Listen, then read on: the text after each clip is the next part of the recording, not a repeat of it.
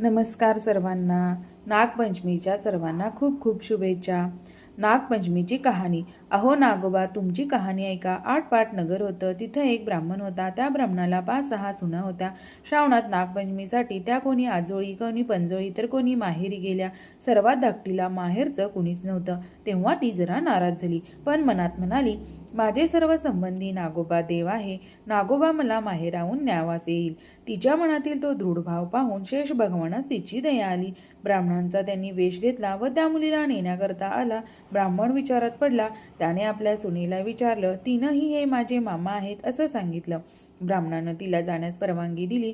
वेशधारी मामाने तिला आपल्या वारुळात नेले व खरी हकीकत तिला सांगितली आणि फणीवर बसून आपल्या बिळात घेऊन गेला. आपल्या बायका मुलांना ताकीद दिली की हिला कोणी जाऊ नका. एके दिवशी नागाची नागिन बाळंतीण होऊ लागली तेव्हा हिला हातात दिवा धरायला सांगितला. पुढं ती व्याली तिची पिल्लं वळवळ करू लागली. हे पाहून ती घाबरून गेली व हातातील दिवा खाली पडला. पिलाच्या शेपट्या भाजल्या. नागिनीला राग आला. तिनं नवऱ्याला सांगितलं. तो म्हणाला, आपण तिला लवकरच सासरी पाठवू. पुढं ती पुन्हा आनंदानं वागू लागली. एके दिवशी त्याने मुलीला भरपूर धनसंपत्ती दिली व मनुष्य देह धारण करून तिला आपल्या सासरी पोचवली. इकडे नागाची मुलं मोठी झाली. त्यांनी आपल्या तुटक्या शेपटीबद्दल आईला विचारले. तिनं मुलीची गोष्ट सांगितली. त्यांना राग आला. सूड घ्यावा म्हणून ते तिच्या घरी आले.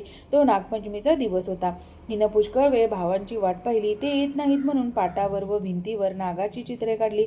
मनोभावे पूजा केली व प्रार्थना केली. हे नागोबा देवा, तुमचा जय हो. लांडोबा वोंडोबा हे माझे भाऊ जिथं असतील तिथे त्यांना खुशाल ठेव, सुखी राहू देत असे म्हणून नमस्कार केला. नागाच्या मुलांनी हे सर्व पाहिलं.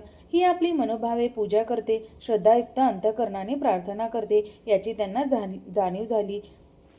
पुढं त्या दिवशी तिथं ते राहिले. दूध पाणी ठेवावे. त्यात पहाटेच एक नवरत्नांचा